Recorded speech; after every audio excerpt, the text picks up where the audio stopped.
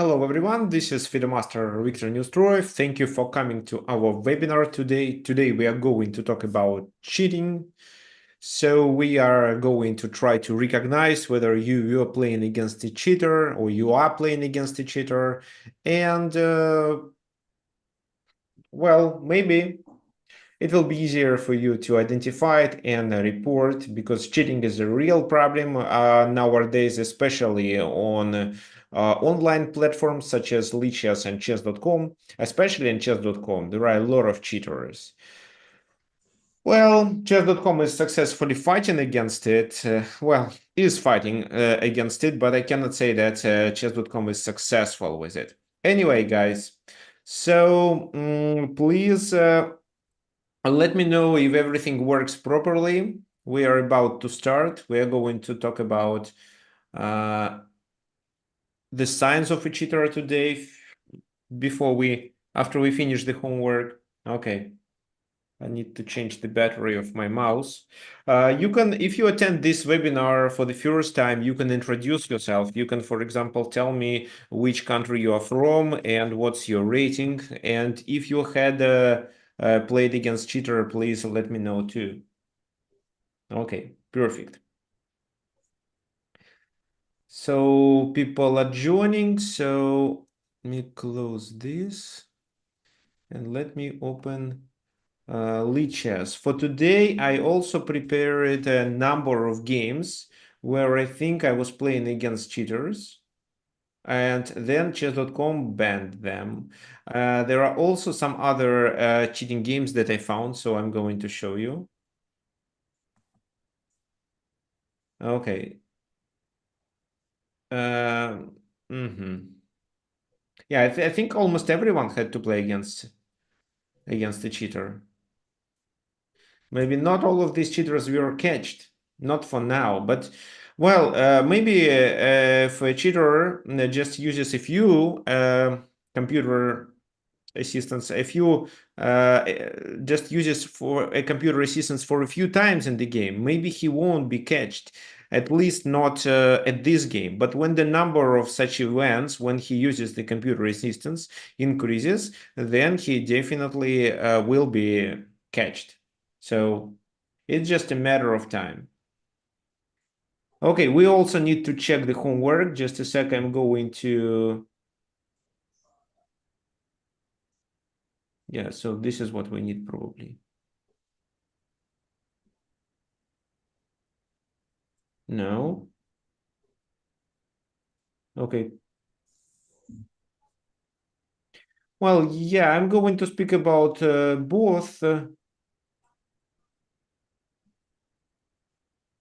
about daily and live games, but mainly about live games.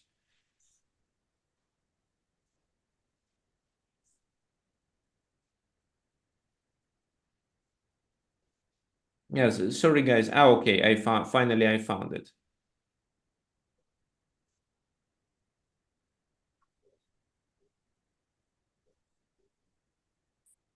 So let's talk about the homework first. Again, let me share part of your screen, part of my screen actually.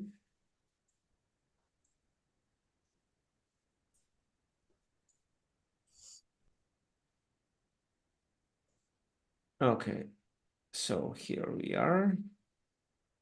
People are joining.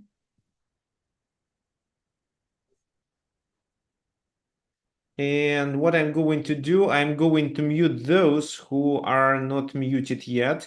But if you want to unmute, just let me know. So it's okay if you just want to say something, you want to share. So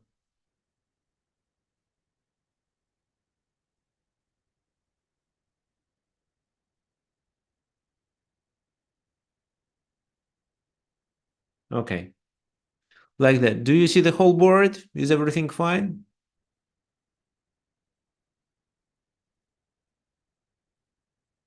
Because I had to adjust my settings a little.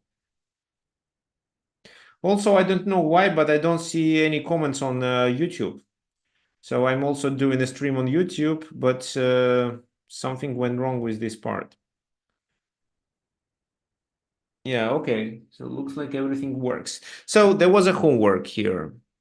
We analyzed, yeah, I think we analyzed this game. And there was a homework from there where I wanted you to suggest a move. There were a few suggestions.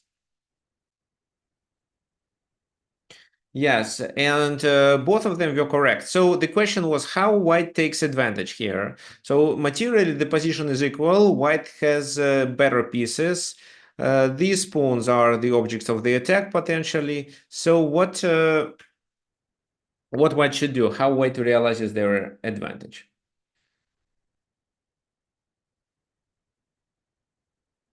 And well, I got the answers with rook c5 only. So what does rook c5 do for the position? Well, it's a good point. This is actually a very good move because it creates an attack of two pawns. This and this. Well, the game continued with this move. And then it was a3 played. Well, rook a5 this time doesn't work because of bishop f6. Capturing the pawn here doesn't make sense because of rook b2. And then this rook is hanging. Anyway, so it was a3, then e5 is still vulnerable. So they played king e6 and allowed the white rook to enter the enemy camp. If, for example, they didn't play king e6, but let's say what? Which other move to suggest? Let's say just rook f7 maybe. Then simply king c1, and then bishop f6 isn't so dangerous. So let's say this move, and then we can capture here already because rook b2 is not a problem for us because we have rook a7. So that's why sooner or later they will have to play this move. And this allowed us to enter the enemy camp and the position became much, much better. So for example, I'll show you what happened in the game. This move, then rook c7, rook b5, trying to save the pawn and control the d5 square, but bishop c6. And this is where they made a mistake. So instead of playing rook b6, which was played in the game, they'd better play rook to c5. Then bishop d7, the king moves away, rook to b7. This is a weakness. White dominates on light squares, but white is not completely winning. However, after bishop b6, white is completely winning. Who can tell me because of what?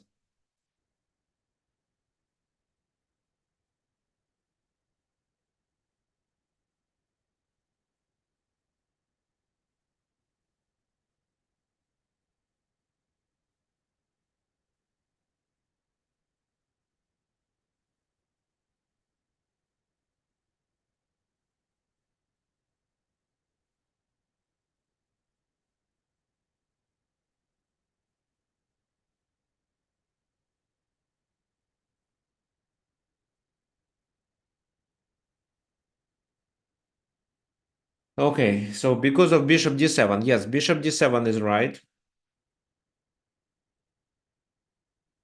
Bishop d7 is right, so the king goes to okay, king goes to 6. Okay, instead of bishop d7, there is bishop d5 better, because it covers the f7 square too. So the king can only have one square to defend this bishop. And then g4. So now g5 becomes a threat. So they take, and what they can do then? So for example, if they decide to move this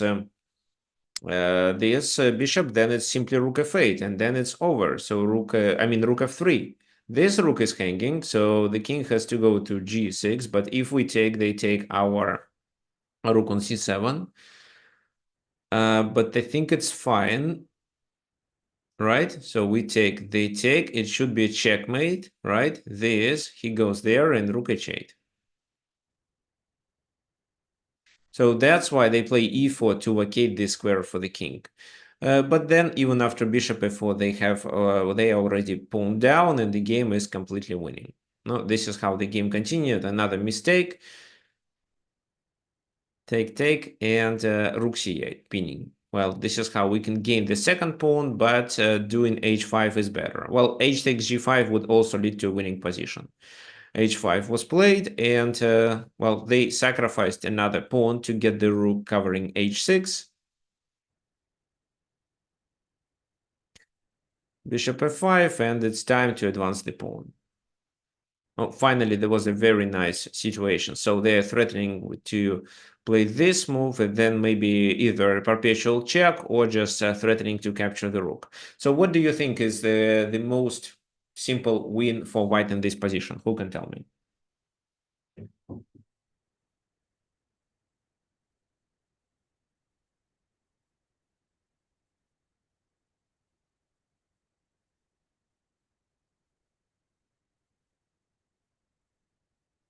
Rook e8, what's the purpose of rook e8?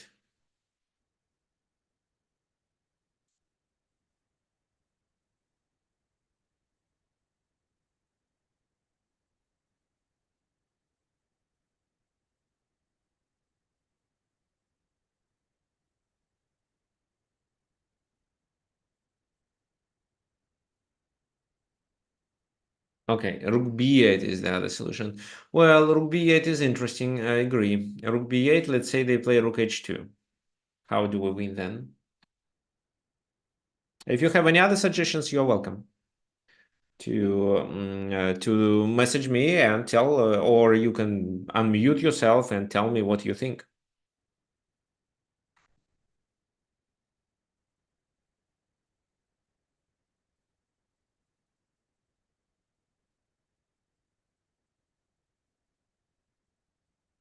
King b3.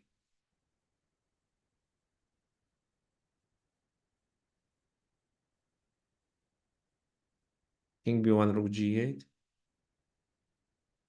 Well, it's a bit complicated, actually. Yeah, king b1 may work, but they take, and then they go back to cover it. Just rook g8. And how does it stop? So rook g8, well, they take here and then move the rook back to h2. It seems that they're covering the corner. Okay, guys, actually, it's much easier. You just promote. Why does it work? So now if they do this and they decide to move the rook somewhere, we can simply capture this bishop. Well, they can deliver a double check, but what's the purpose of these checks? It's just a rook blunder. And let's say this move, queen d4, that's it. So maybe this move, queen d4, and we are up a bishop and the pawn. So, well, if they take here, then we still are up a bishop and we simply take these two pawns and that's it. Okay, this is how the game ended. Okay, we had also the second task. The second task, the homework was from here. I was asking you whether it's a good idea or not to exchange the bishops. And this is where you actually had completely different opinions. So some said that yes, we should take and play a4, which was correct. So Paul is right. And there was another suggestion by John who suggested that it's actually not a good idea and it's better to play king e3. Well, no. King e3 doesn't work well. Why? Because they take, we take, and then they are closer to these pawns. So, for example, king e3, and if they play this, we win with king d4 because we are likely to shoulder the enemy king. I can show you. So king c6, for example, king d4, then what? No, let's say f6, a4, g5, f3, and the white's task is to let black to move, which would force the king to go back, and then we can capture on d5 and win the game. So, for example, doesn't matter how black plays. For example, this move, then it's this, and this is even a passed pawn. So it doesn't work. Maybe take, and then f5. No, then f4, and black has to move the king back. Maybe f5 in this position. No, because then f4 or even f3, and the king has to move back. So that's why after king e3, it's possible just to play this move and play king c6 after king d4. So king d3, king b7, king c3, still king c7. Every time white occupies d4, it's king c6, and that's why the game ends in a draw. So actually, it was good to exchange. Well, then the game continued with f3 move, which was actually a huge mistake. If then black played properly, the game would end in a draw. So what we should do in this position? a4 is still too early. So first, let's bring the king. King e3. Now what happens? So if they bring the king, we have king d4. Well, let's say king e6.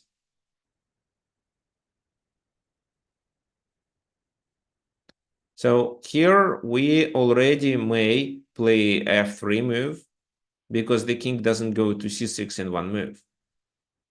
So we can play f3, and after, well, if they play d4, we take and then we go back.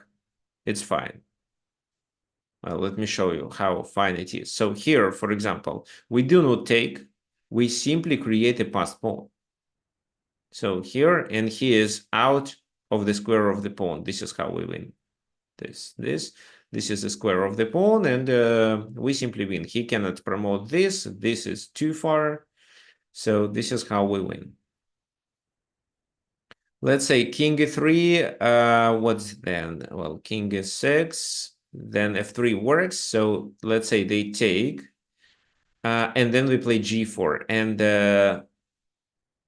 then we promote two pawns simultaneously. If they play d4, which does make sense because once we take, they do this.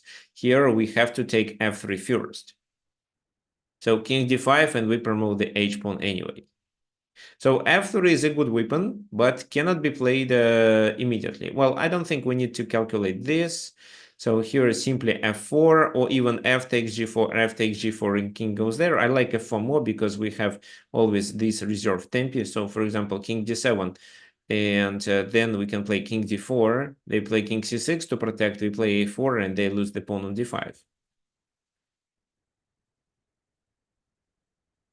Okay, so king e3 works. Then let's say a4 is the best move. King goes to d4. King e6 to protect, and this is how we win. c6, king goes there. c7, they take, and we simply enter the enemy territory. Which side do we go? If we go there, they are likely to capture our pawns on that flank. So the king goes there. King e7, king e4. Now, if they lose a pawn, the game is over. So f5, but king g5. And now after this move, the simplest solution is just h5.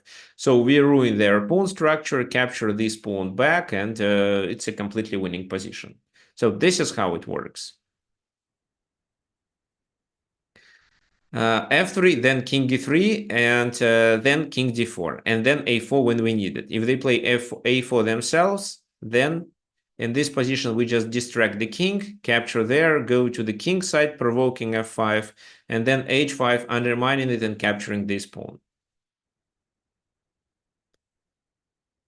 So, in other words, this exchange makes the g4 pawn more vulnerable, and in order to defend it, black has to play f5, which weakens their position and allows us to capture the kingside pawns much faster. Okay, so we are done with it. Now, let's go to the main part. The main part is devoted to cheaters. If you have any other ideas that I'm not going to mention regarding how we can identify whether we are playing against a cheater or not, you are welcome to share. So I have a list based on my own experience and on my students' experience, but maybe you have something else.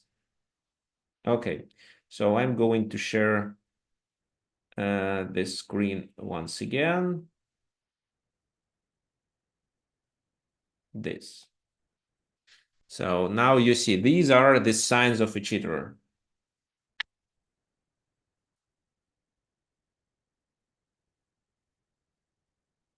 Okay, so I can see your comments. Well, we can discuss them first, but let me open a study here.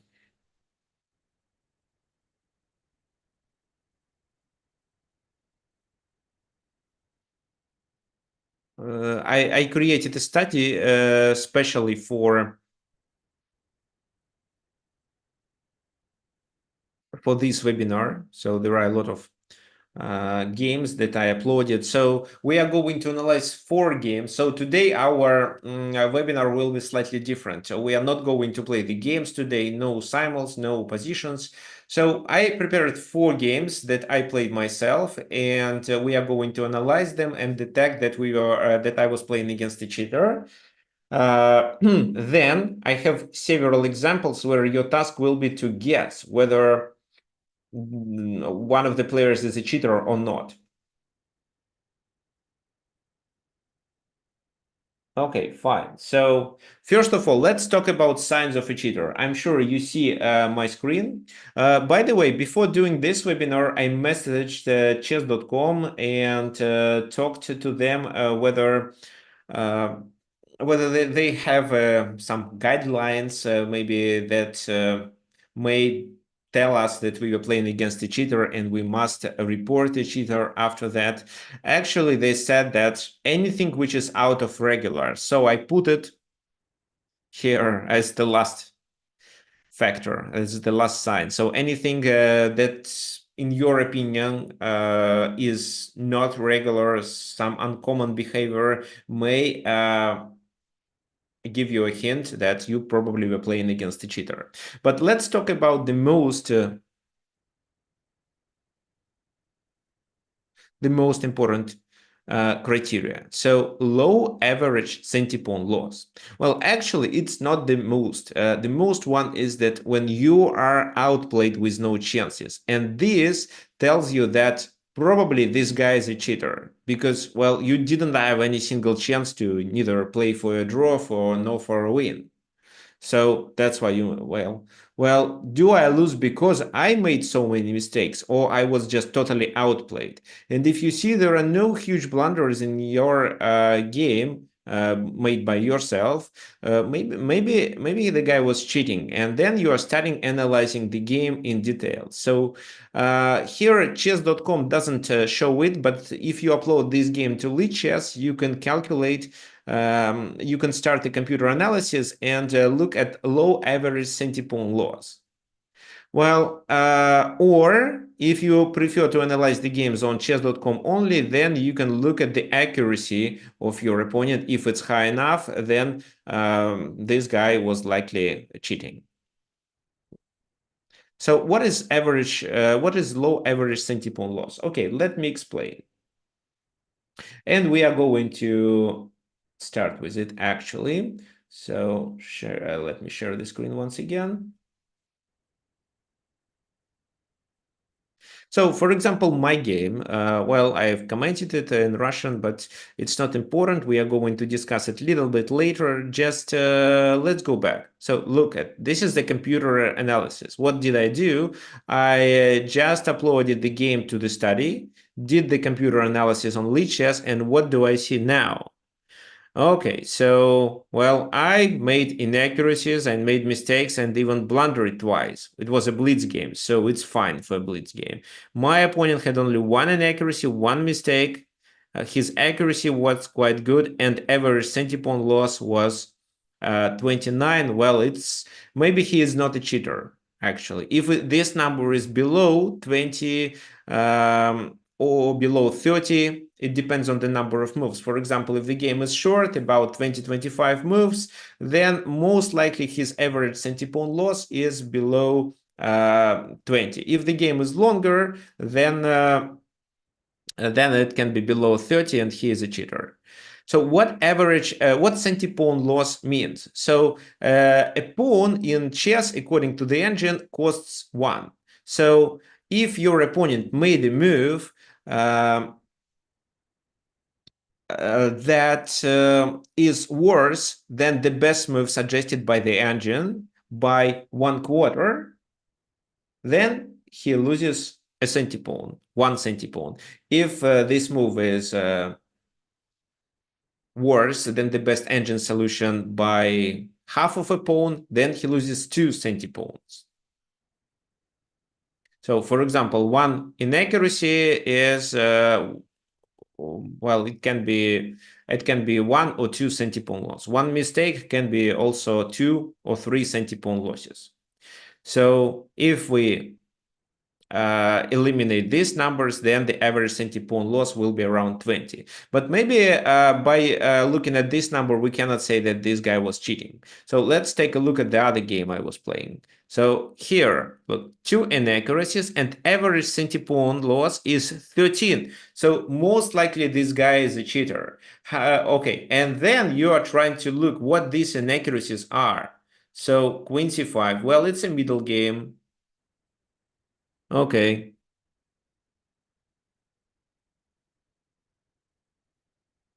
So this move, what is the second inaccuracy he played? E5. Okay, what's the purpose? Maybe he played this moves himself, but the rest of the game was played by the engine, because you see the number is 13. It means that he was almost playing with the best, with the first line of Stockfish, probably, because I analyzed it with Stockfish. So this guy was a cheater. Okay, so these are two important factors. So you were outplayed with no chances. He has a high accuracy, and his average centipawn loss is relatively low. So let's analyze this game. So because there are some other factors that can also tell you that you are playing against a cheater. So this, I had the rating, it's a blitz rating. So my rating is almost 2200. I think now it's 22. But he plays, well, this guy is 800 only. So how is it possible? And the 800 guy playing so well. So knight f6, d4, queen. Okay, so looks like he doesn't play the best line. Here, knight f3, knight e6.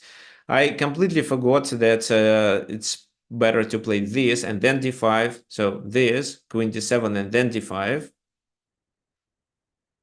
Because he cannot take. If he takes with his knight, I take it. And then I deliver a fork and again a knight back. So, and here I just forgot and played this move. So knight b4, knight b5. Well, a human player here would definitely bring the queen back as it is in this scenario. Or maybe he spends a lot of time and came up with queen c7 move, where the queen is the object of the attack, but at the same time create threats himself. So he played queen c5, and he did it quite quickly. Unfortunately, there is no timings here, but okay. I'll let you, we will show this game then. I'll show you this game later with, yeah, so c4, I defended and also protected the c2 square, knight g4, so he attacks here. Well, and this is an issue because how do I defend it? So queen e2, queen d2. So I choose knight fd4.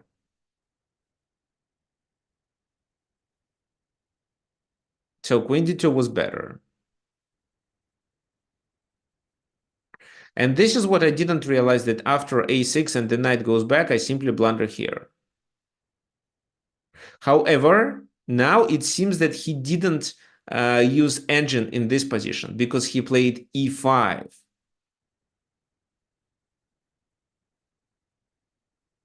I think this move was played in order to illustrate that this guy, he wanted to show that, yeah, well, I'm not a cheater, I'm just a strong chess player.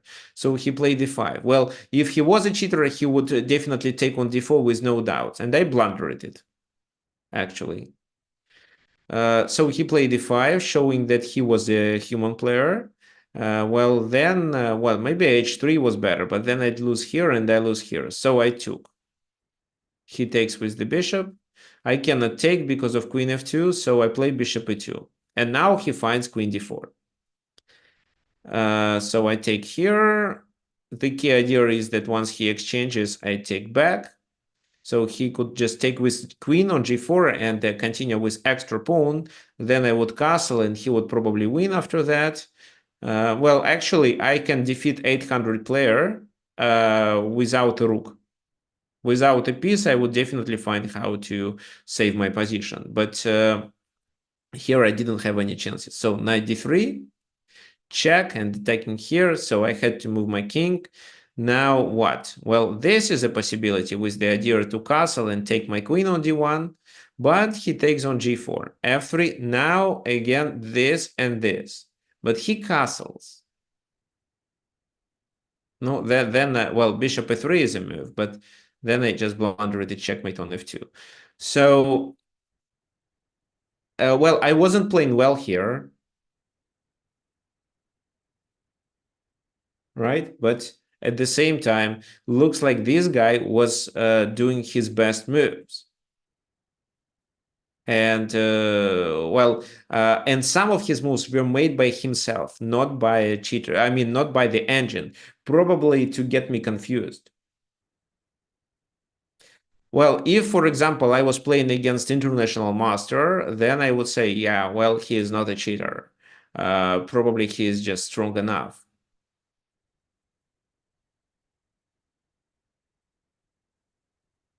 Okay, so now I would like to enter chess.com and show you this game because my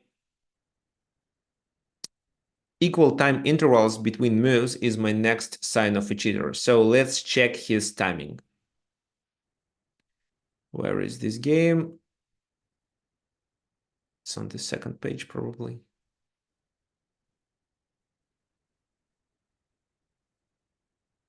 Okay, let me, well, who I was playing with, Mr. Chess King 3.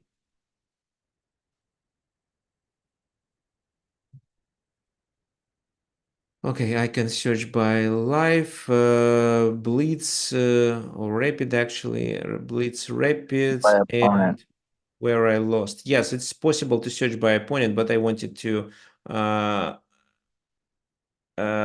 get all my losing games here. So this is him. So look at here, the time control. So 3 minutes. He is playing quite fast. Well, it's the opening. I'm playing fast too. Well, this is where I took time because I didn't know what to play. And he still plays quickly. Now he doesn't spend much time here. So 5 seconds, which is definitely not enough to not 5 seconds, but almost 7, to decide that this is a good move and it doesn't blunder anything. So you see, the moves that he is playing are within a certain time interval. So this queen d4 is only it takes more time. I think the reason is that he decided to play a few moves himself and then turned the engine on.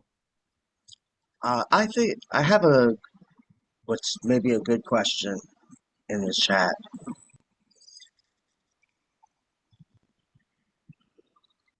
Okay, what's the most, okay, so what do you think is the main motivation for most cheaters? They know they didn't win on their own skill, and it may, well, so they have actually two motivations. One motivation is to gain some rating and to like to demonstrate that they are not bad in chess. I don't know who they demonstrated to, because it's like self-cheating. Because if they use engine, they are winning. Once they stop using engines, they are losing. And cheating doesn't help to improve at all. It even they are addicted to using the engine, and they cannot find the moves themselves. So this is one motivation. They don't want, they want to get their rating higher, and maybe other people will consider them to be strong. There is another motivation which I don't understand fully. So, for example, once I was playing Simul, and that was a casual game, right? So, with no ratings. Well, and the guy was lower rated than me. Well, and I think it's a kind of a honor to play against a FIDE master, especially when you don't need to pay anything for that. Mm, well, if I were playing with a FIDE master, well, at least once a month when I was young, when I was just starting studying chess, then, well, I would really appreciate it. So, but that guy used engine and defeated me with no chances. So what's the motivation of such people?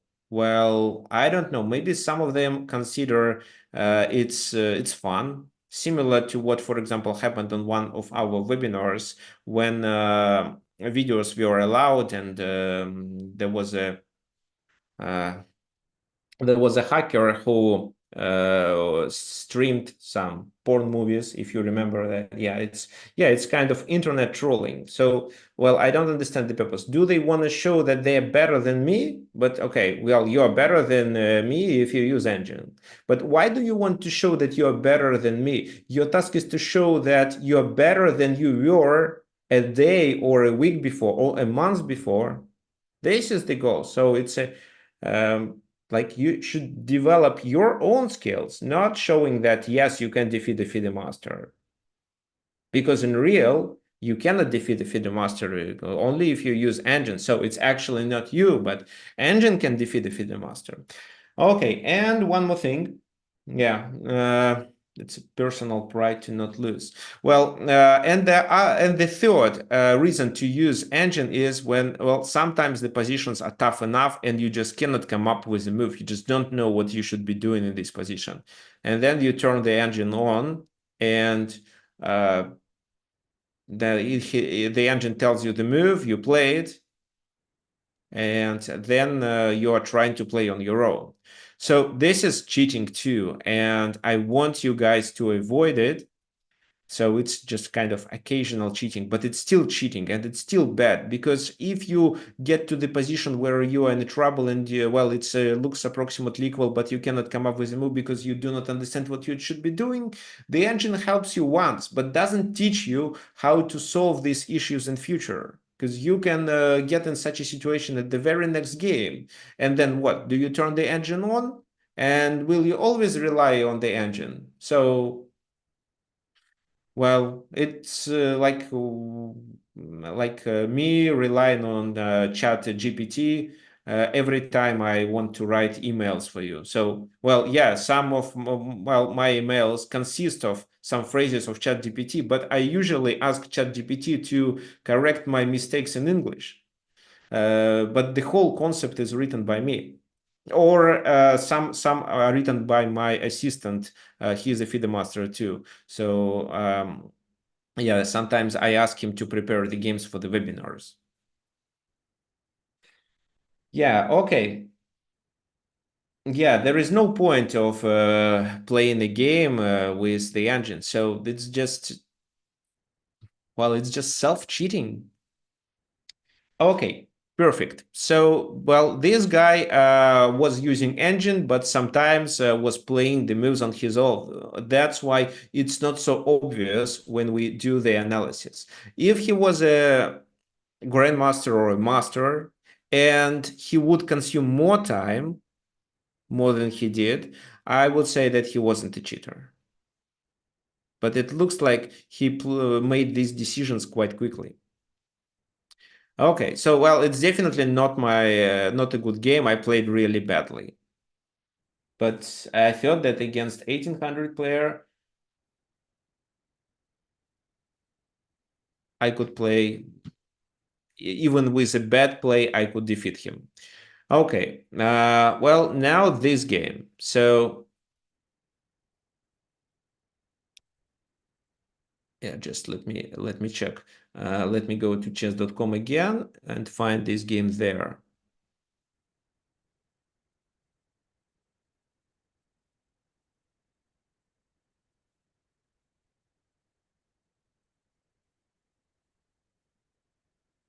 So you see, I'm playing against secret account grandmaster. Yeah, well, he is not a grandmaster, obviously. He's just a cheater.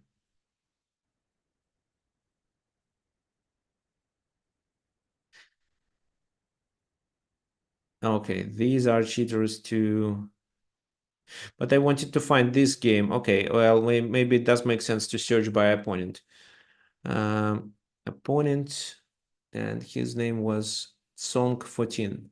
T0 T0 Song 14.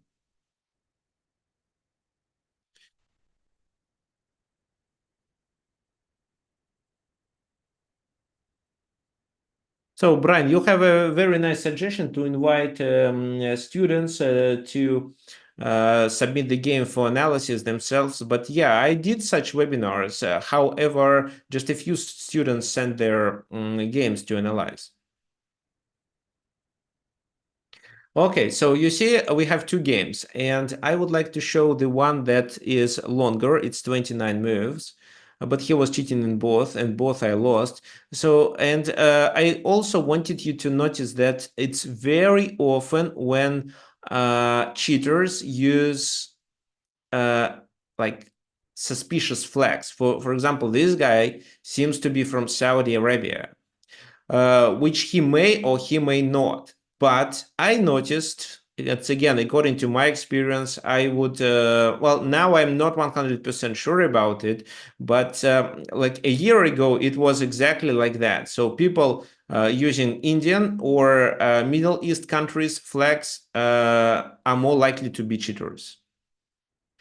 Well, I don't know explanation of it. This is just what I noticed according to the statistics. But it seems that, for example, chess is, well, there are not so many good chess players in Middle East. That's why they want to show that they are good, so that's why they cheat. As for India, it's just because there are a lot of chess players in India. And of course, you can meet some cheaters among them because, well, the population of India is huge, and so they like chess. They play a lot, and of course, I can meet some chess cheaters from India. But chess.com allows you to change flag without any problems. You can change it to anything.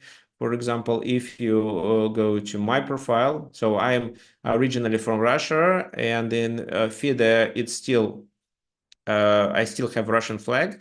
But here I put Argentina. Why? Because I live in Argentina, and so I think that it's quite obvious well, it's quite natural when you put a flag of the country where you are residing at the moment, or the flag of the country where you are originally living. But for example, if you're traveling to the tournaments, so now, well, you can keep, let's say, United States, but if you're traveling in Europe and playing in the tournaments there, why not? It can be still the US. So I live in Argentina for more than 1 year, so I put Argentina. And chess.com didn't ask me for any proof, so they didn't ask me to confirm my address or anything. So actually, a lot of cheaters can put any flag they wanted. But I noticed that so people from Middle East and people from India are more likely to be cheaters. So if you see this flag, this may indicate you. It doesn't mean that such a person is a cheater. So I'm not going to discriminate any country, but this is the statistics I collected on my own experience. Okay, so this is how we come up with other signs of a cheater. So low average centipawn loss, this is what we're talking about already, very high accuracy. So if you analyze the game on chess.com, it shows a very high accuracy. For example, here, well, in this game, I played 91 and 4, which is okay for a FIDE master, but this guy played 95 and 3. So if the game was short, and for example, one of the players blundered a piece in the opening and then resigned, then okay, there can be a huge accuracy. Or if the position was simple enough and then the game ended in a draw, it still can be a huge, like 95 or 92 or something like that. But 29 games, and this guy played like international master or grandmaster. So looks suspicious, especially if he is from Middle East. Well, if he was a grandmaster, there was a title here, or he would. Okay, so if he doesn't have a title, but he has a relatively high rating, then he's likely to be a cheater. Also, if there is a huge difference between rapid and blitz or bullet rating, because it's harder to cheat in blitz comparing to rapid.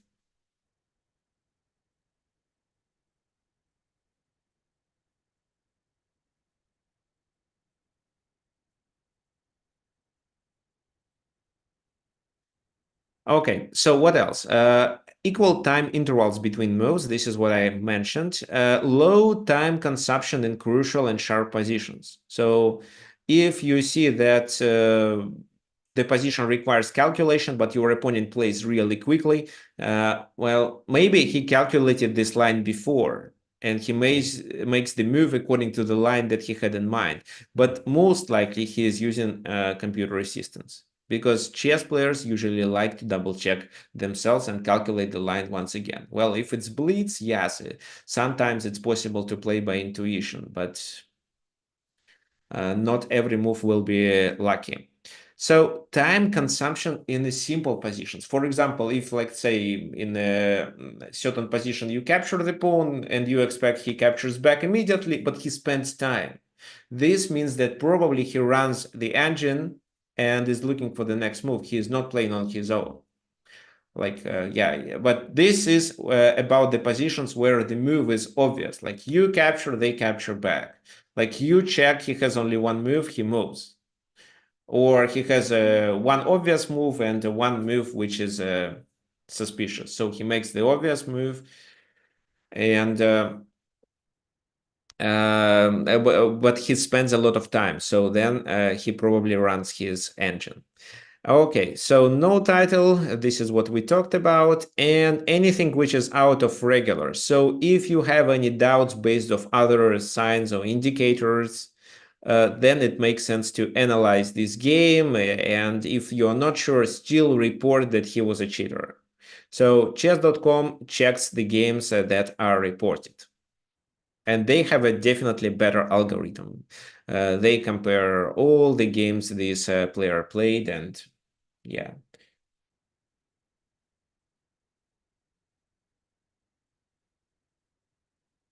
Okay. Okay, so John was accused of cheating.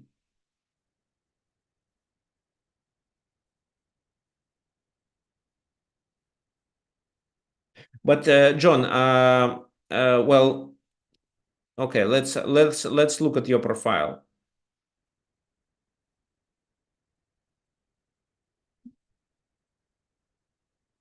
If you don't mind, of course.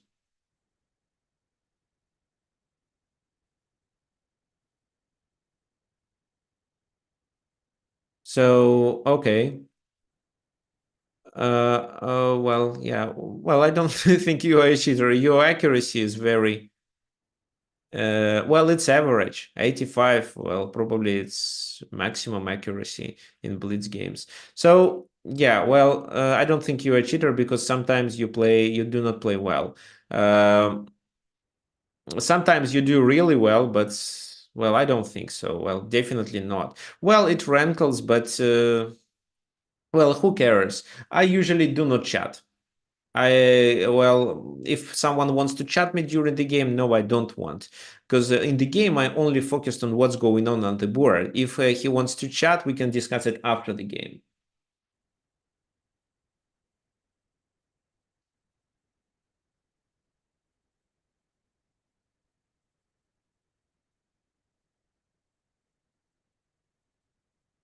Okay, let's continue. The second game that I would like to talk about was this one. So, well, this is a theoretical opening. Everything was played according to the theory. Castle, well, h3 is better. Well, for example, they are about to play this move.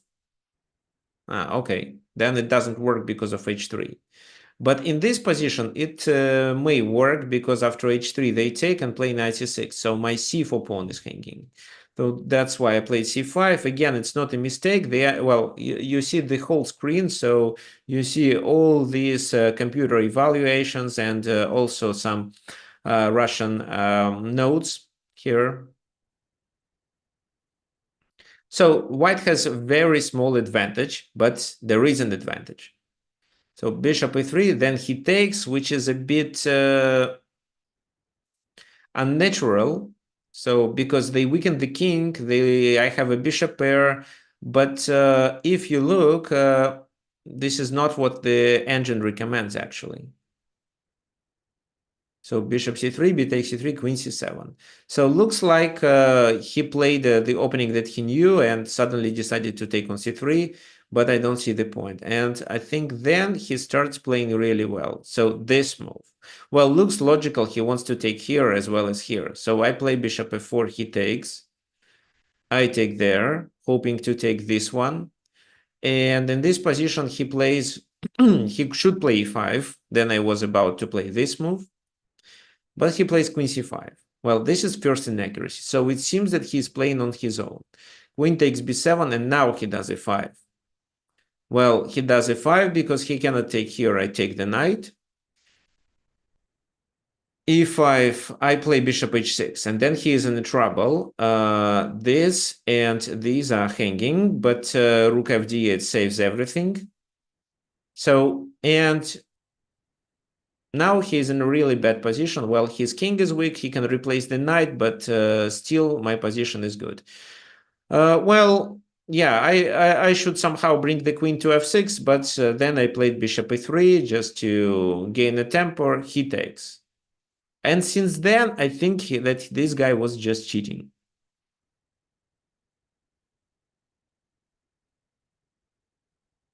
Why bishop g5 attacking the rook?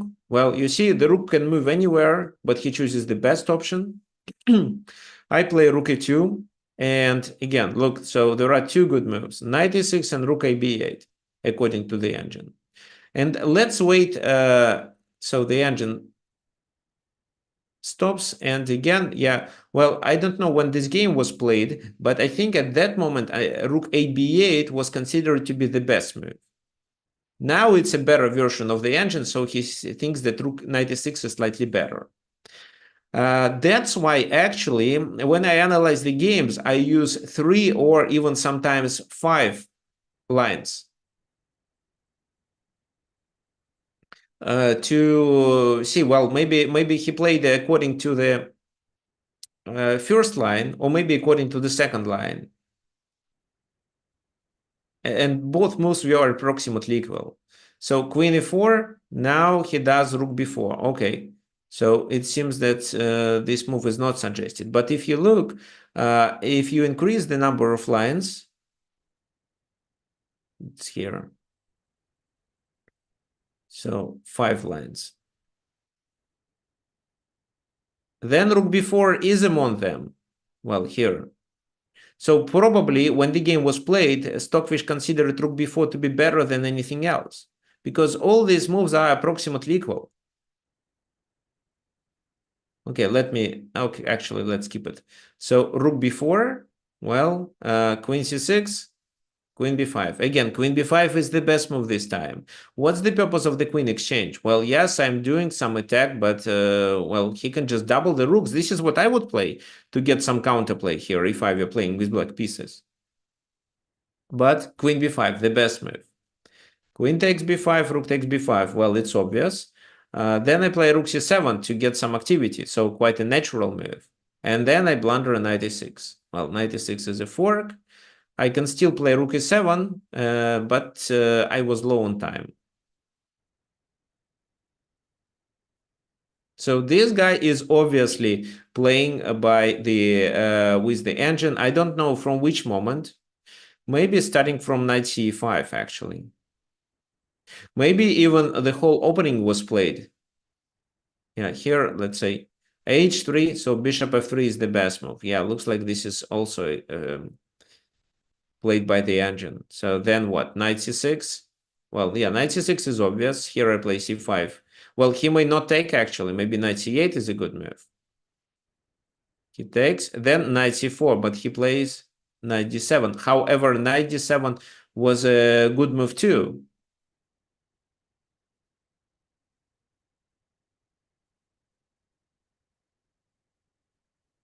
And even taking on c3 was not bad.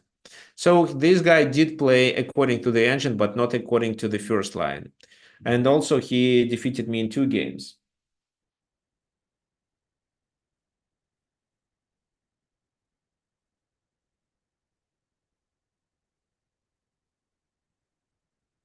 Okay, the next one.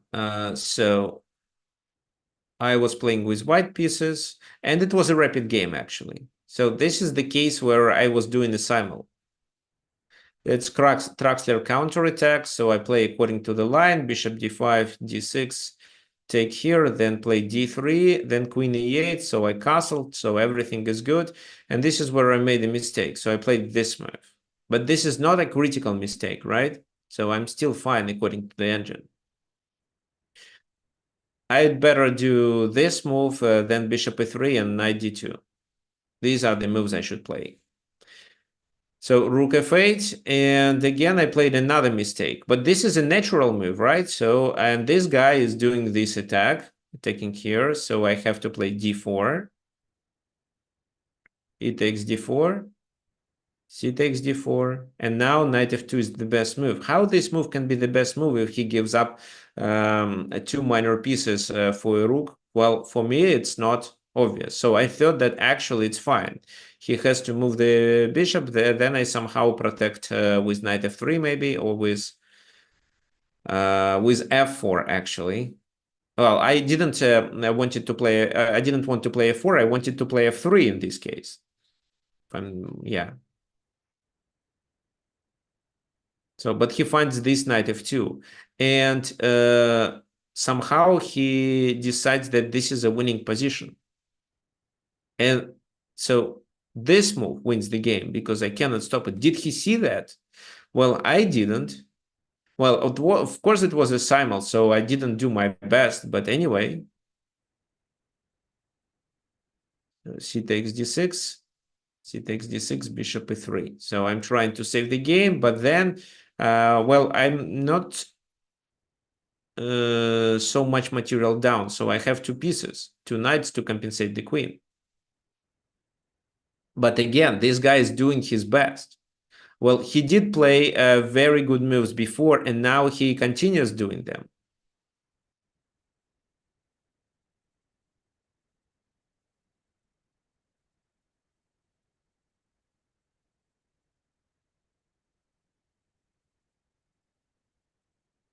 So this h6, knight goes to f3, I defend, and again, e5, so rook f8 is the best move. So there are two good moves, queen e4 and rook f8. So he chooses this because he creates a threat of taking here and there.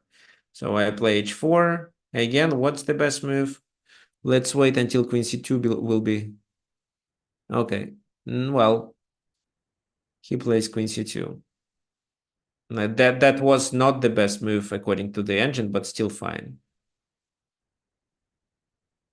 Yeah, these are two inaccuracies that he played. If you look at the statistics, there are three inaccuracies totally. Probably at this moment, he started playing on his own. But because the position was completely winning, he was able to defeat me. And look at the game. So I was better. Then I started making mistakes, and his advantage increased slowly with no mistakes, with no ups and downs. So this is where he started to play on his own, and I get some practical chances, but maybe he then turned the engine on again and started winning and started defeating me. So this is where I could have some chances. So probably rook e3 and e6.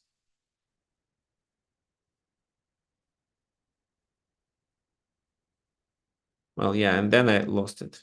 So, well, king f4 was a mistake. So here I'd better play king h3, but then I thought that he exchanges. And I was also low on time. Okay.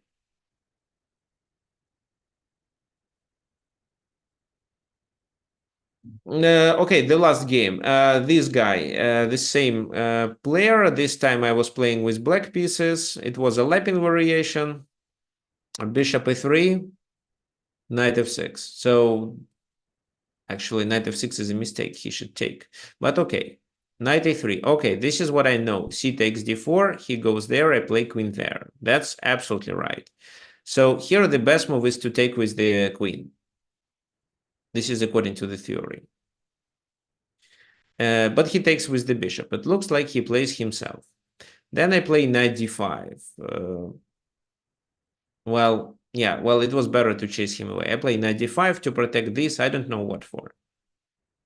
Okay, now he takes the pawn. Again, it's the best move. He could take it with the bishop, with the knight, but with the knight is better, and he uses the engine here. Well, I try to stop him coming back. A3. So what's the purpose? It's the second line of the engine. Maybe the first of some engines.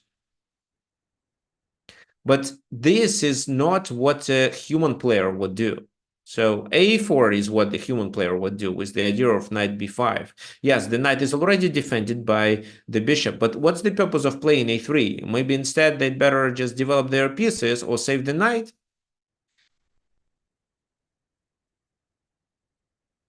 A3, okay. So if you see your opponent plays very unnatural moves, then you can well, this is what I call anything which is out of yeah,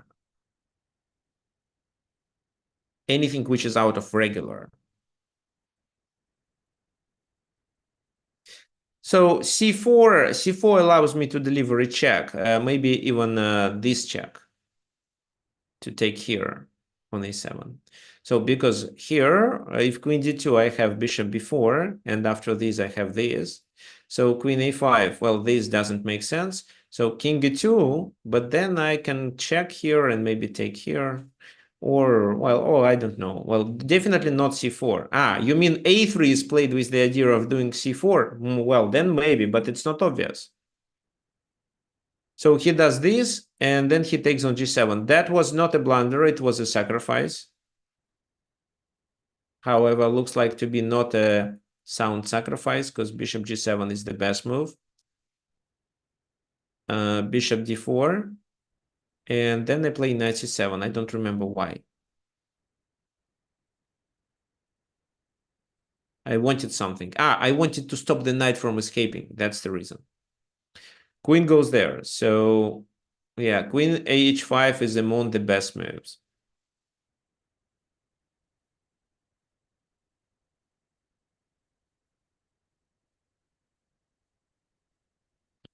Yeah, if I wanted to catch this knight, it was better to play e5, actually.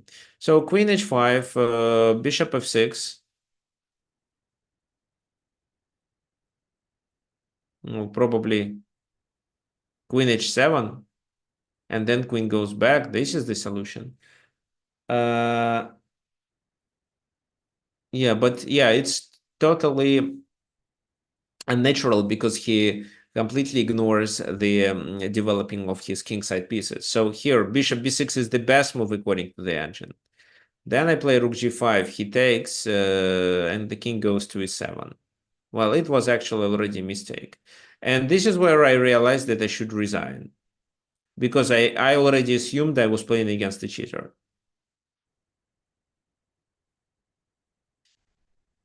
And now look, again, it's white is slightly better, which is opening advantage. Now he played an accuracy. I am better.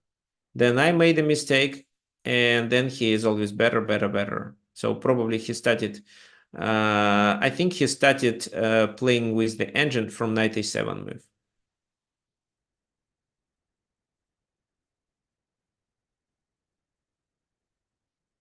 Okay, guys, so you can take a picture of this, the signs of a cheater, and if you see anything of this happening, you can analyze the game in details, turn the engine on, and see if your opponent played in crucial positions. He played according to the engine lines, and then report him to chess.com. So please report everyone who you think is suspicious, but do not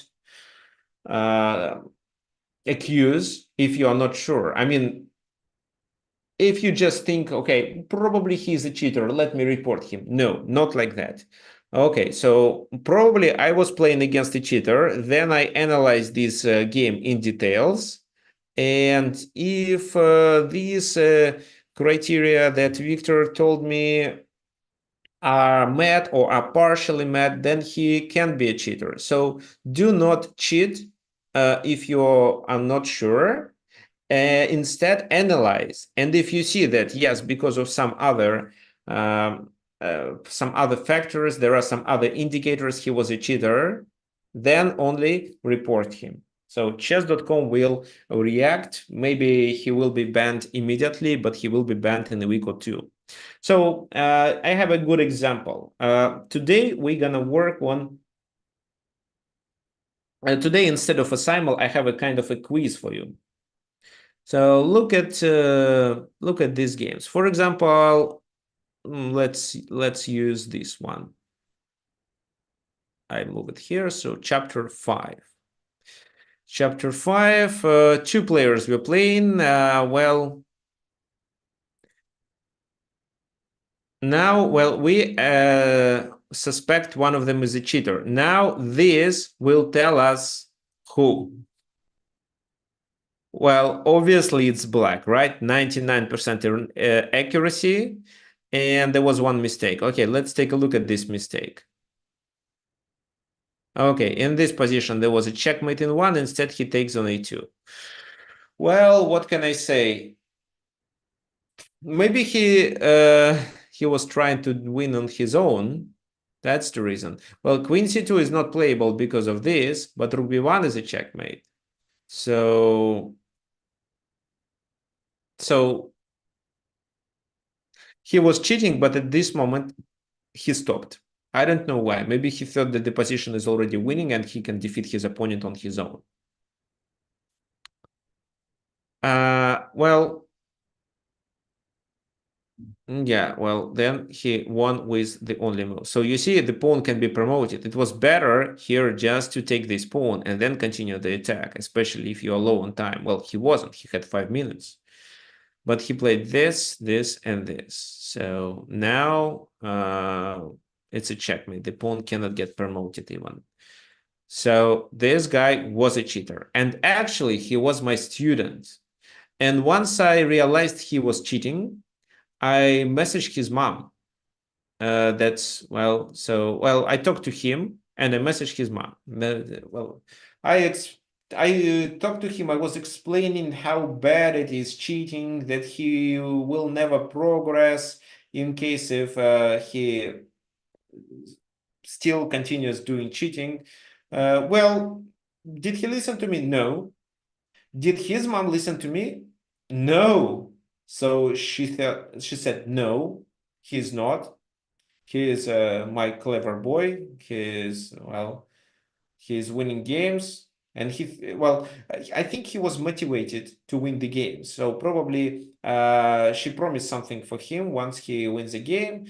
And he was, I think, at that moment 11 or something like that. I don't remember exactly. It happened 4 years ago. So uh, then they stopped doing classes with me. So I didn't say that, well, this guy, he is cheating.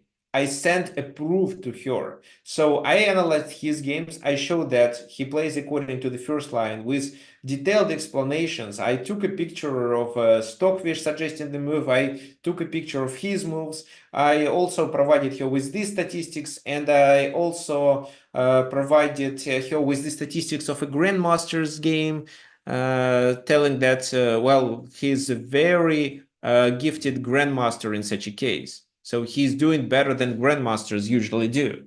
Look at the games, look at the statistics.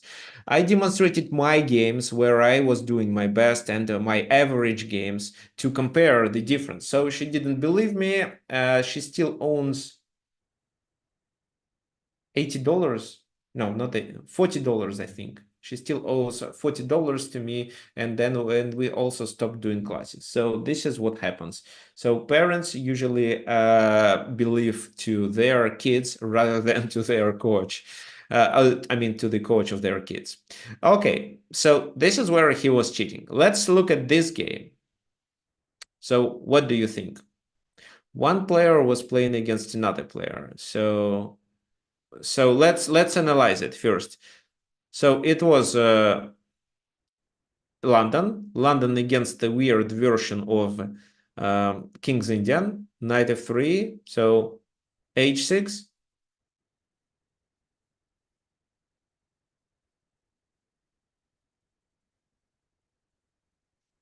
And this is where white makes a serious mistake, because one of the common ideas is to play this move. So they cannot play e5 right away because d takes, bishop g5. And now e4 doesn't work because of the pin. But once h6 is played, it works. And white completely misses it, playing h3. Now e5. Okay, so white is in a tough situation. Because e4 is coming. So if the bishop moves or d takes, the bishop moves then e4 and they lose a piece. So that's why white decides to sacrifice a pawn. For example, knight takes, the bishop retreats, and e4 is not playable. If, well, of course, it's possible just to move this knight back and then move this. But then e4, maybe there is something with this move. I'm not sure. So c6, take, and maybe knight goes here with knight d6 ideas. Maybe some counterplay. So this is what white was hoping.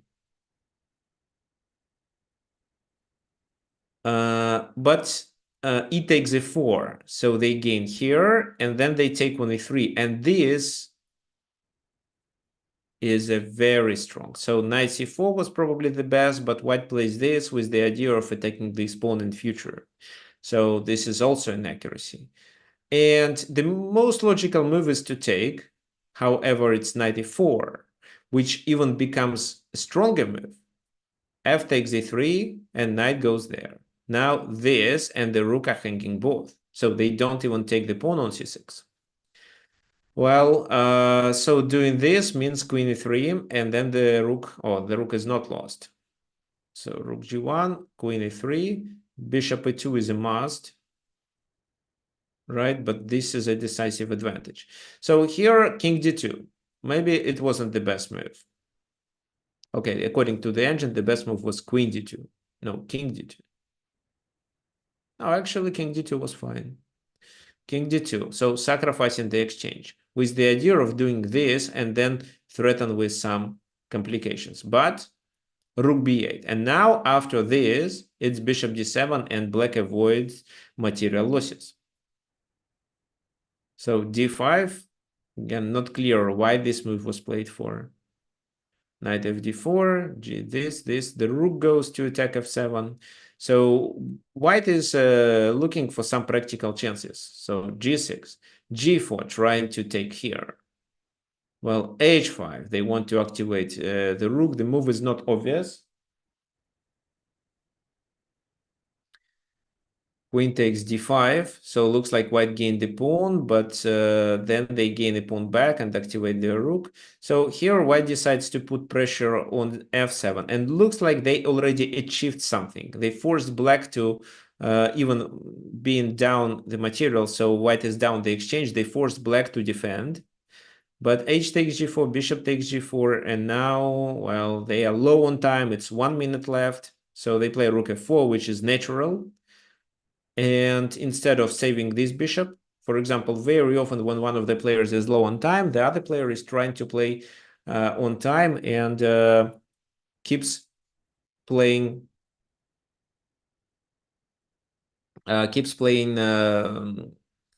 quickly. So, for example, moving the bishop, maybe bishop h5 with g5, so the bishop will be protecting this pawn, is a good idea, but he plays this move. So the queen has to retreat, and then f5, which is a good move too.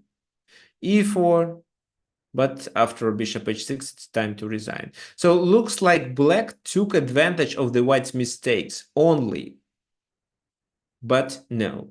They were doing it in their best way. So starting from here, it looks like black realized that they have enough advantage to play on their own. So d5, this, b6. So b6 is a good move, actually. It's the second line. No, actually, they were playing according to the engine. So it's either the second or the third line. So no, the guy was completely cheating. And the statistics proves it. So average centipawn loss is 17. Inaccuracy, well, it's only e takes e4. And what was the best move? Knight takes d5, knight d8. Okay, knight d8. Okay, so only this move was played on their own. And I think actually this move, okay, so yeah, maybe from this moment, yeah, they started, yeah, I mean, somewhere from here, they started doing the moves according to the engine. Okay, now the second game. So we can quickly go through it and you will tell me if black was cheating or not. So London system again. So, well, here actually, guys, I suggest to take with the e-pawn. According to the engine, there is no big difference, but taking with the e-pawn provides you with the control over the e-file, e5 square with your rook.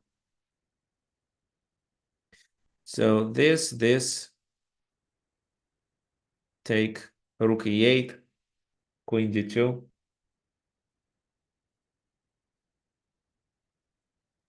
queen b4, then a fork. So queen takes queen. So knight b4 attacking the bishop goes to b1, rook a d8. Now white wins the exchange and enters the enemy camp. So, but it seems to be a mistake because then the rook is trapped.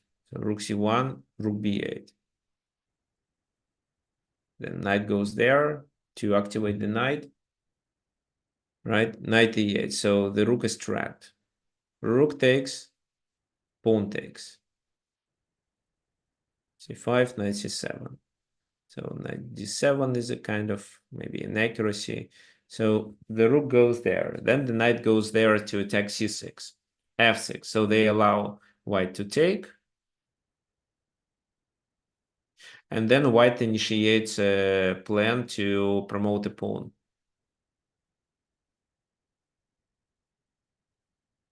Now they bring the king closer, check and exchange, and then they try to bring the king to that side. f3. Well, I don't think f3 is serious inaccuracy. Okay, g3 is a weakness. So this move threatens with a6 and b7. So they have to take. g4, bishop checks. So if the king takes, then it's promoted. So it's a simple tactics, but king b8, this.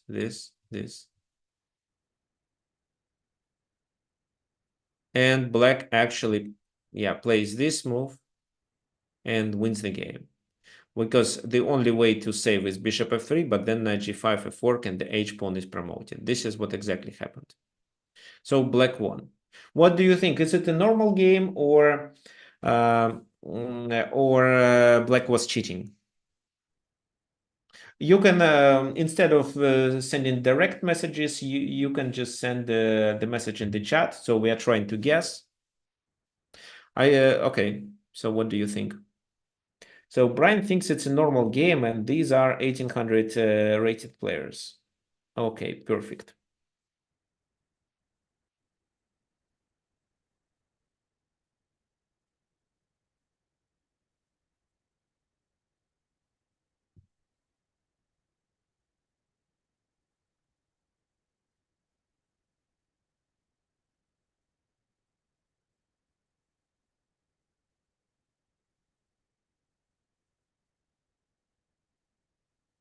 Okay.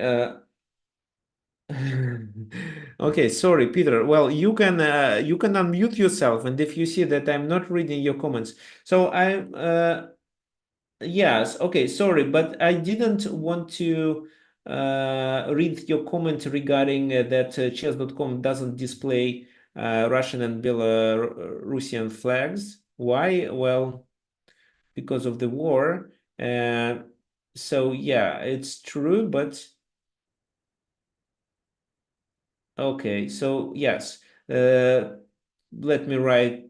Let me read it. The Italian game is likely to be the first and the main opening that players learn. Okay.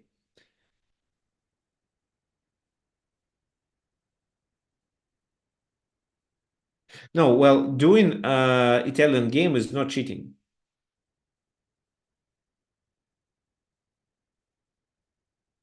And I think playing slow Italian is not so exciting. So I would suggest something else. I play Italian game myself, but I know what I'm doing.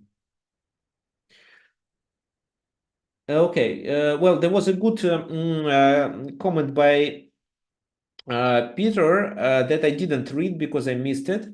So Peter thinks that in general, younger children who make up a lot of chess players would be more likely to cheat because they are so competitive, and that's why, because they cannot be competitive and be better than others, they feel so bad losing.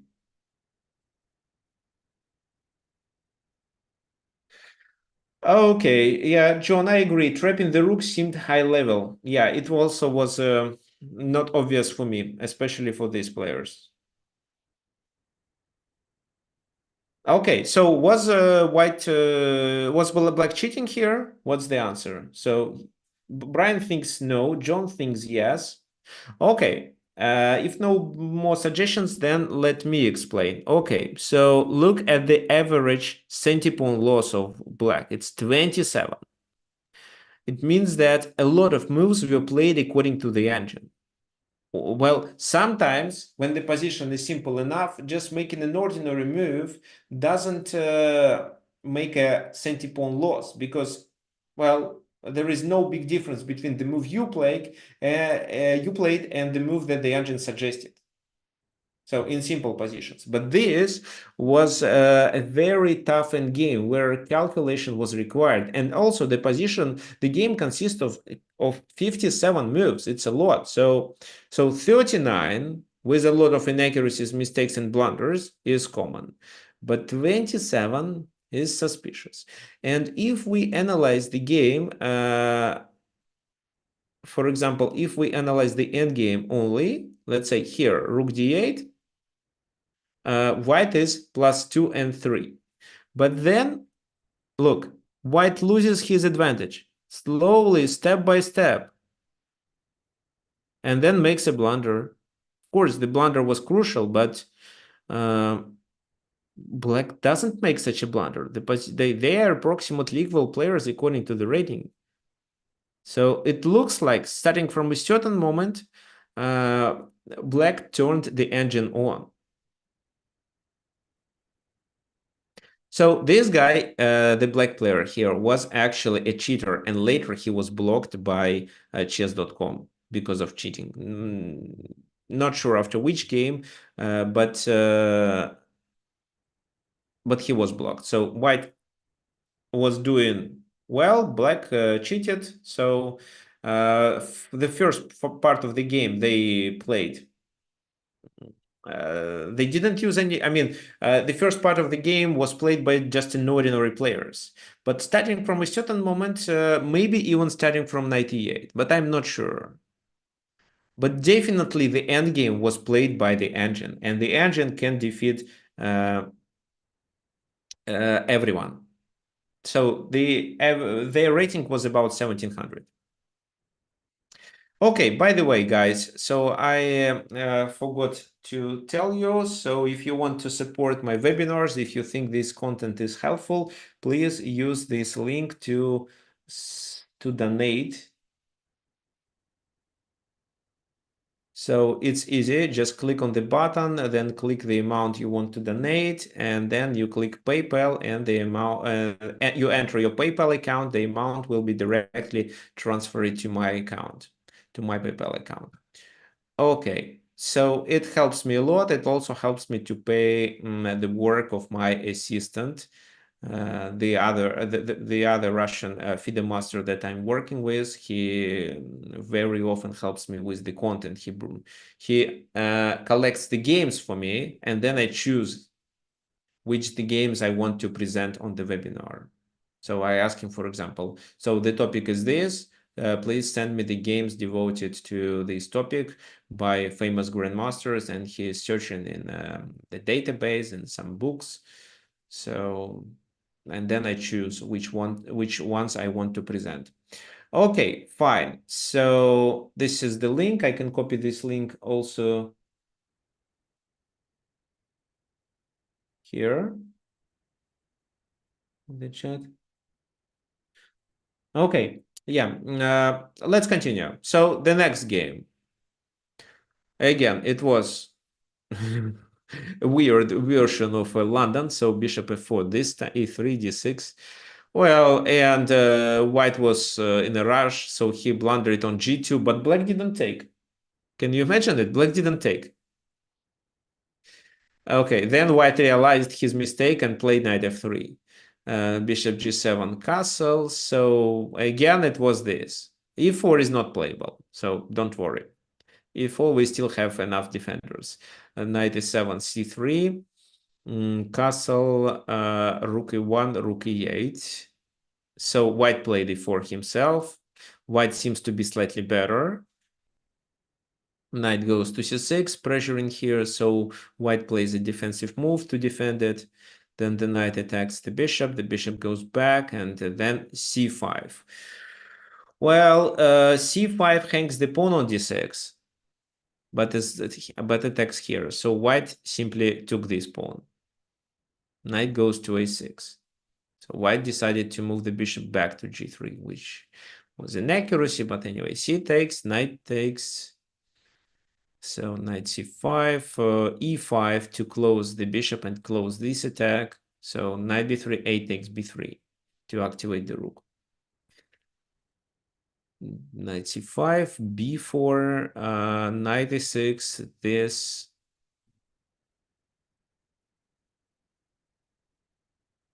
Then the queens were exchanged in order to capture on a7. But then white realized that in case if they capture on a7, I think it was bishop here. No, actually, why didn't they capture on a7? Bishop f5. Yeah, bishop f5, and the key idea is that if bishop takes, it's rook takes because of the back rank mate. And if this move, then bishop g3, and there is still a threat of a back rank mate. So this bishop d5, well, rook d7 was played, which seems to be a logical move, but then resulted into a mistake. So here bishop e5 works. How does it work? So if this move, then it's this, and after rook takes, it's f takes. So this rook is under attack. So black has enough time to save the bishop. Rook c1, so they both makes mistakes. Bishop h6. So bishop h6, they want to capture on e5 because of the pin. So rook c3, rook a6, b3, chasing it away, but then it's rook a1. So rook goes back to d1 to defend. The bishop goes back. So bishop f2, I don't understand the purpose. Oh, white is just playing some moves and finally loses everything. So was black cheating or not? Now look at the statistics.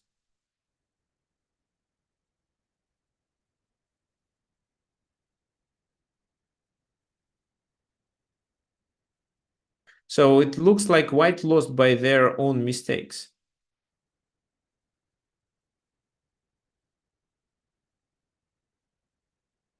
Which happened here. No, this is a mistake. So the position was equal. Okay, actually, I don't remember myself. So it seems that it's not a cheater was playing the game.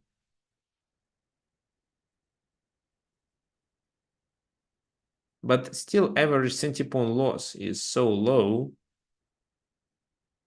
There was 36 game. Maybe it wasn't a cheater. Anyway, so this guy, the black player, was later banned for cheating. So probably he wasn't cheating here, but he was cheating occasionally. So this is the most difficult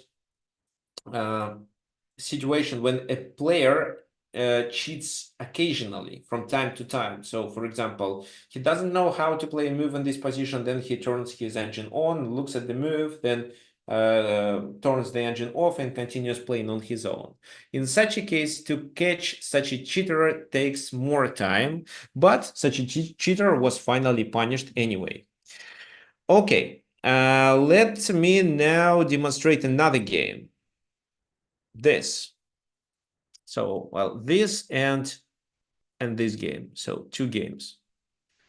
Let's first take a look at the number of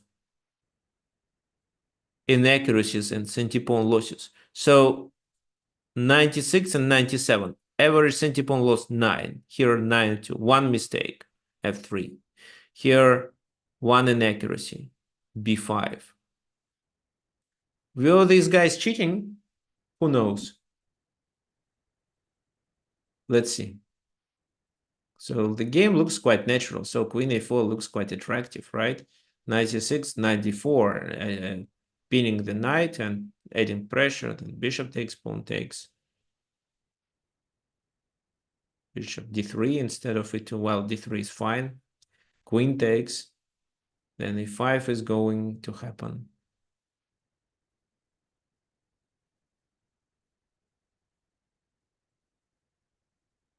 So f3, b5 was a mistake. f3 was a mistake too, but look, okay, there was a pawn sacrifice in order to take on d2. Now rook c1, exchange.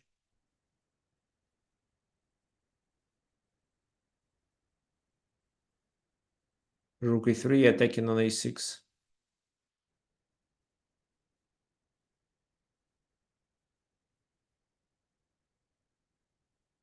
The king goes there to bring the rook to the h file. And now it seems like a draw. So finally they agreed to a draw.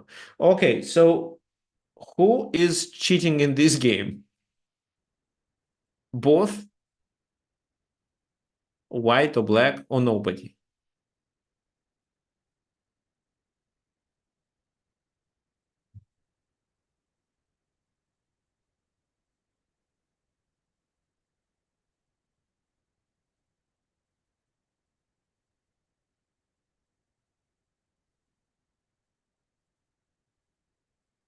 Actually, yes, John and yeah, John is absolutely right. It's Brian's game. Nobody was cheating here, but the position wasn't sharp enough. That's why even logical moves were not much worse than the best continuations by the engines.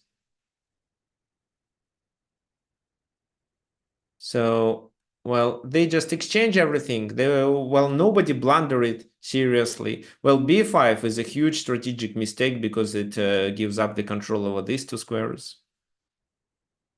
Well, this is just an exchange, having in mind the idea to attack e3.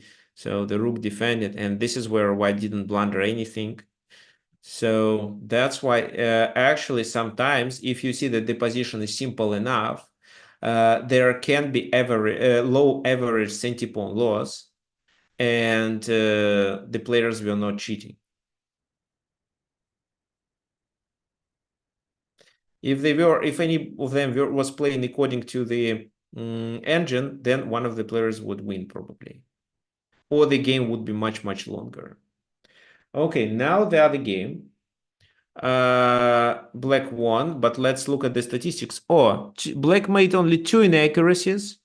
Average centipawn loss is 12, and it was 47 moves. 47 moves. That's, yeah, 47 moves. Well, white made 7 inaccuracies, which is much more. Average centipawn loss is 21, so it's well, quite suspicious too. Let's talk about the game.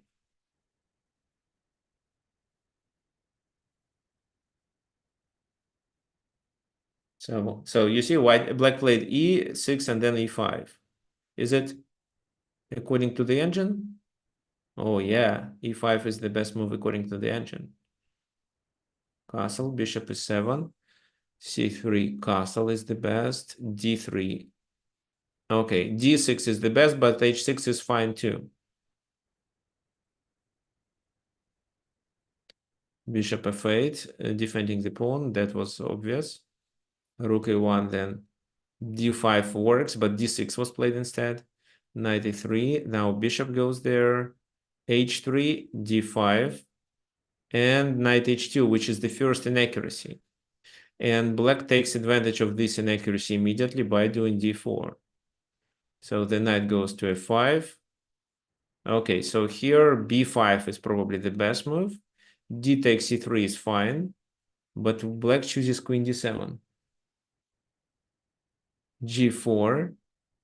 Now d takes c3 was played. B takes c3, rook a d8. Again, so b5 was suggested probably with the idea of doing b4 in future to get the control over the d4 square. But rook a d8. Bishop f1. Again, b5, b4. Here, black plays c4. c4 is worse, but not a bad move at all. D takes c4, knight a5, trying to gain this pawn. Queen f3, knight h7. Why? Well, because it was a threat of knight h6. h7, bishop e3, knight takes c4.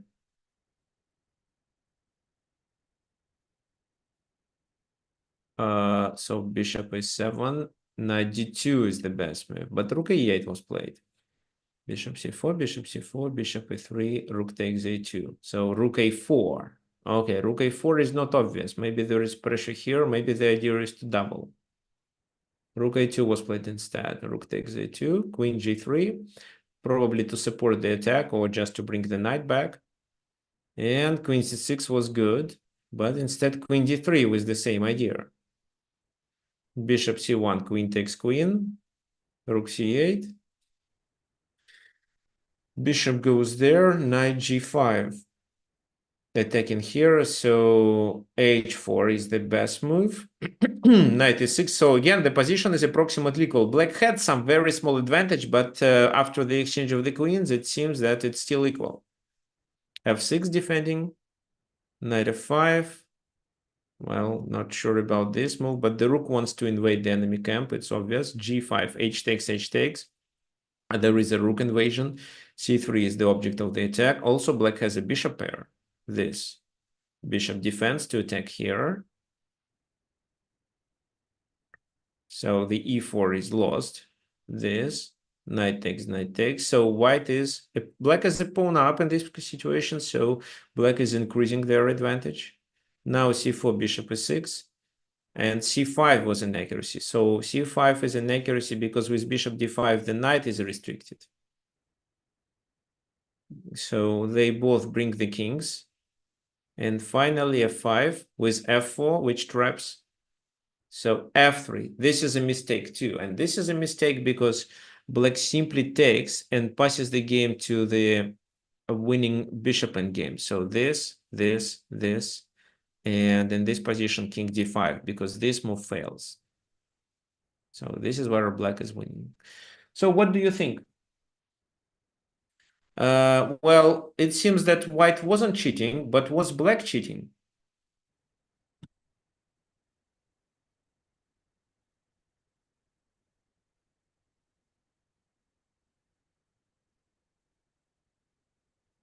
So, but look at the statistics.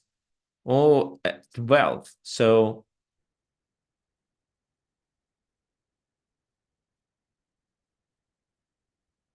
what does it tell us? It tells us that average, low average centipawn loss not always tells that the player was cheating. It might tell that the player was cheating if the position was sharp and it was difficult to uh, take the best decision by human player. For example, if there are a lot of lines to calculate, if there is a lot of tactics and a lot of tactics, there is a sharp position, there are a lot of approximately similar candidate moves, but the evaluation of these lines is a result, I mean, that are similar by the first glance, but actually they are completely different and lead to completely different positions with different evaluation.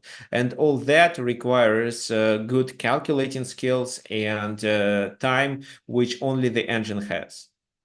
So this game was played with 2 hours per side, with 30 minutes increment, 30 minutes extra time. And I was playing with black pieces.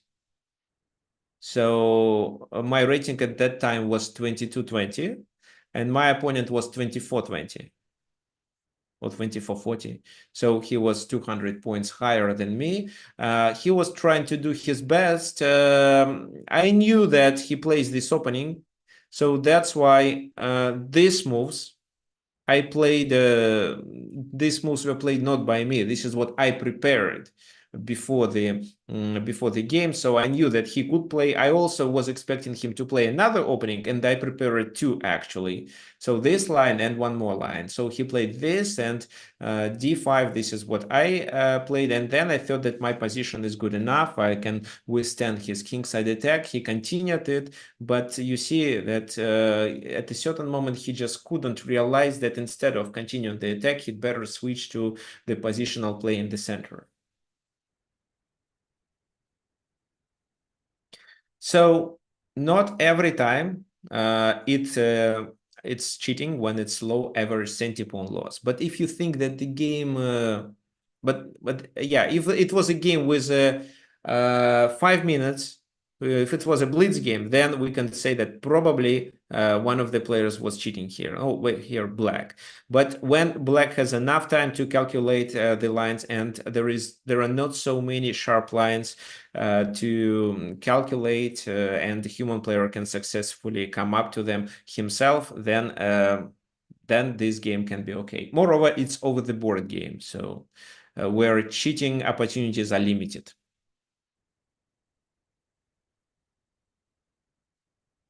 Okay, so, well, let's finish for today. There is a question, name your all-time favorite three chess players. I will name two. So Garry Kasparov and Magnus Carlsen. There is no homework for you guys, but if you want, I can send you this PDF with signs of a cheater. I don't know whether you like this webinar because it's completely different, and I'm not going to do such webinars in future. I will mainly focus on the progress, on some educational component, like positional play, like tactics. But because cheating is a problem, maybe these guidelines will help you. Well, I'm not as good cheater detector, for example, like Vladimir Kramnik, but at least I try to do my best. And at your club players level, you can at least get closer to understanding whether you are playing against a cheater or not. Okay, so if you have any ideas regarding the topic of the next webinar, you can message me at tricksofchess@gmail.com. So, any strategies for holding the position? Okay, fine.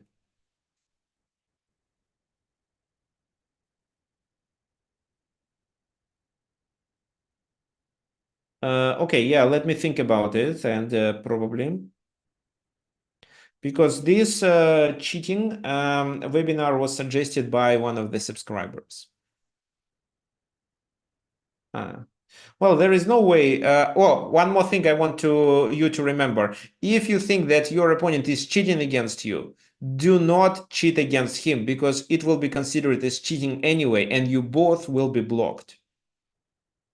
So it's fine if you lose to a cheater. So there is no need to turn the engine on yourself and okay, so if you violate rules, then I will violate rules too, but defeat you anyway. No, lose to a cheater, it's fine. So here today, machines are better chess players than human players. Again, so the link for you if you want to support my webinar is here. And we are done for today. So see you next Sunday, same time. I hope you enjoyed the webinar. Bye-bye.